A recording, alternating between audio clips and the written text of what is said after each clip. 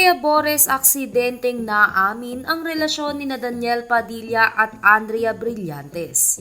Narito at alamin natin ang buong detalye.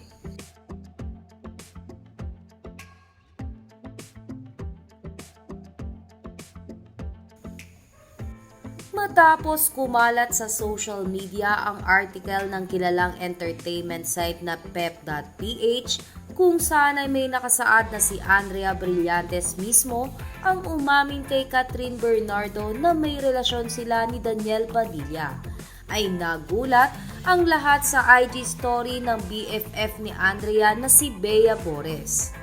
Tila ang IG story kasi ni Bea ay nagkukumpirma na totoo ang nakasulat sa article na ginawa ng PEP. Matatandaan na ang lumabas sa article ng PEP na si Daniel Padilla ang nag-umpisa ng lahat kung paano sila nagkaroon ng relasyon ni Andrea Brillantes. Kaya naman dahil dito ay tila naisip ni Bea Bores na pagkakataon na ito para maprotektahan niya ang kanyang kaibigan. Ngunit sa pagkakataon na ito ay aksidenteng nakumpirma ni Bea Bores ang lahat ng nakasaad sa article ng pep.ph. Ayon nga sa isang art card na ibinahagi ni Bea Bores, ay mas nakakatanggap ng kritisismo ang isang babae pagdating sa usaping pag-ibig kesa sa mga lalaki. Caption pa ni Bea sa naturang art card, "You all aren't prepared for this convo." Kung iisipin mabuti ay ang pambabash na natatanggap ni Andrea Brillantes ang tinutukoy dito ni Bea Bores. Dahil kung ikukumpara sa bashing na natatanggap ni Daniel Padilla ay hindi ito kasing lala ng natatanggap ni Andrea Brillantes. Samantala, ang isa namang art card na ibinahagi ni Bea ay patungkol sa grooming.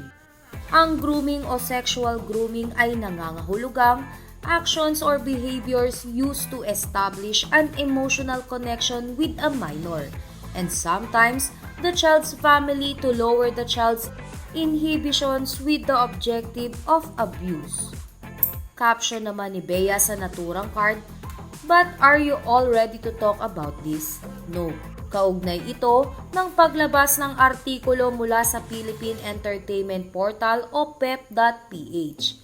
Kaugnay sa iba pang mga detalye ng Katniel breakup at kinalaman umano rito ni Andrea Brillantes. Sa ngayon nga ang IG story na ito ng best friend ni Andrea Brillantes na si Bea Bores ay burado na. Samantala, wala pang tugon, reaksyon o pahayag ang mga nabanggit na pangalan tungkol sa issue.